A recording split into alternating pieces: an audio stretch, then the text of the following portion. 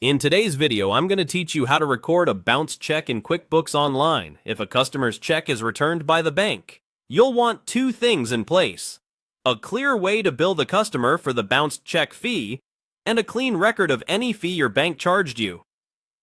I'll walk you through setting up the fee as a service item, adding it to an invoice, and, if needed, recording the bank's charge so your books stay accurate.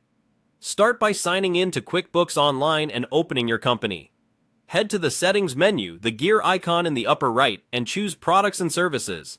This is where you'll create the item that represents the bounced check fee. Click New and select Service. Give the service a clear name such as Bounced Check Fee, so it's easy to find later. In the description, you can add something like Returned Check Fee to help customers understand the charge when they see it on their invoice.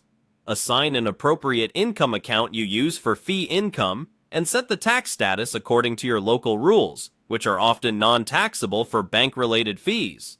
Save your changes. Now you're ready to bill the customer for the fee. Click the new plus icon and select Invoice. Choose the customer whose check was returned. In the Product Service column, select the bounce check fee you just created. Enter the amount you're charging. This could reflect the fee your bank passed on to you, plus any allowable administrative fee according to your policies. Add a short note in the description, such as Return Check on Date, to provide context. Confirm the invoice date, terms, and the correct tax setting, then save the invoice. If you want to send it immediately, you can save and send so the customer is promptly notified. Keep in mind, these steps only bill the fee. They don't reverse the original payment. Follow your usual workflow separately if the original payment needs adjustment.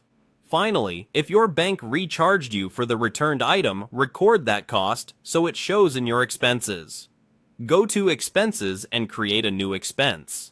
Set the payee to your bank, choose the bank account where the fee was taken, and enter the date and amount.